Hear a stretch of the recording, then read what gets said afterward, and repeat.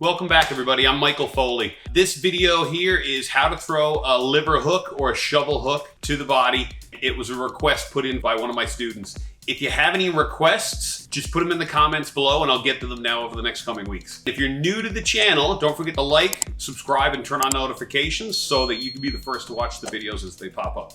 So people have often asked me, what's the worst injury I've ever gotten growing up doing combat sports? I've been doing this for 40 years. I always say the same thing. It's when I get hurt to the body. So broken ribs especially are my least favorite injury. I've had my nose broke a bunch of times, hands, feet. The worst is always the body shots. So today we're gonna work on one of my all-time favorite body shots. I've seen more people dropped in sparring with a liver hook than any other technique.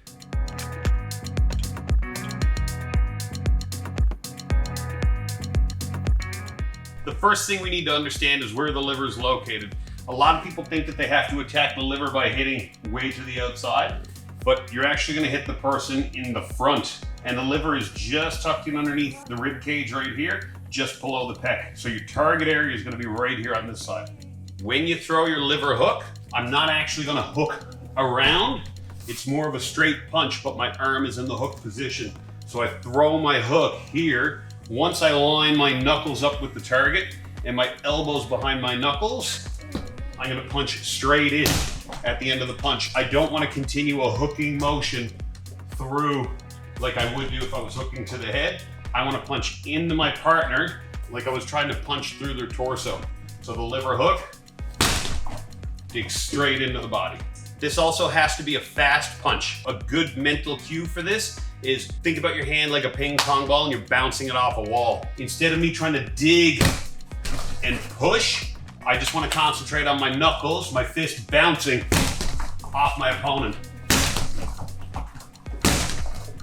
And bounce them back, get them back as quick as possible. First things first, I'm gonna set this up off my jab. I wanna be at a distance where I can push off my back foot, step in, and just connect with my jab.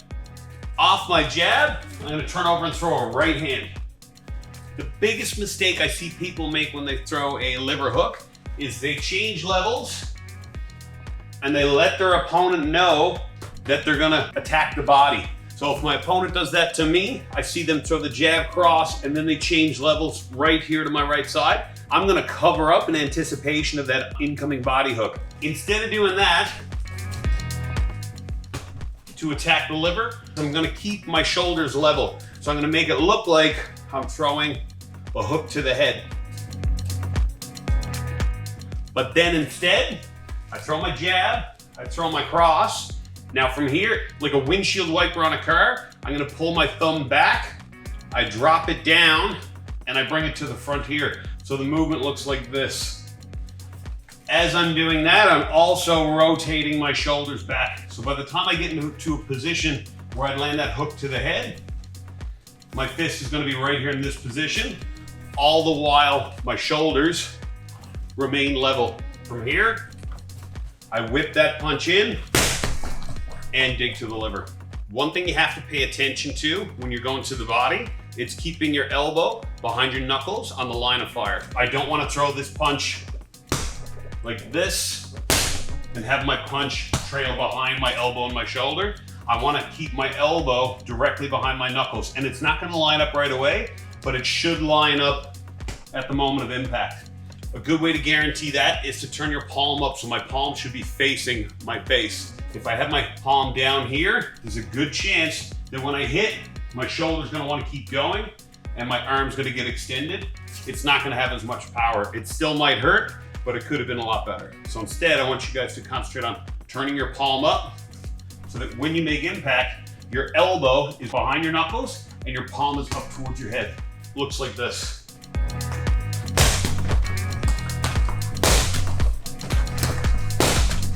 Once you've mastered this, we're gonna turn it into a full-on kickboxing combination because the last thing you wanna do is throw that liver hook here and be standing right here in front of your opponent with your lead hand down. What I want you to do on the end is you're gonna throw your jab, cross, hook to the liver, then I'm gonna step to the side here. As I bring my hand back to my head, my lead hand is gonna cut outward like this, and what you can do is jam it to your partner's chest. This is not a punch, it's just to jam my opponent from coming forward. And I'm actually gonna push a little bit with this to help get their weight on their back leg. And then off of that, I throw a low kick. So the whole thing looks like this.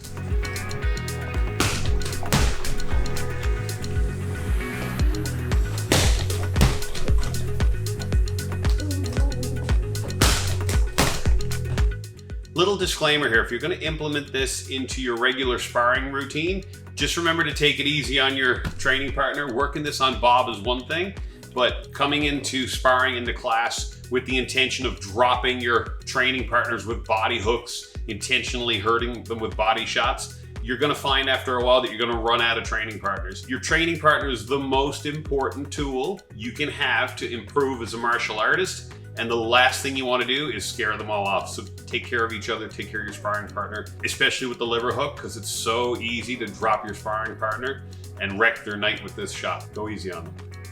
Again, thanks for watching. I'm Michael Foley. I'll see you on the mats.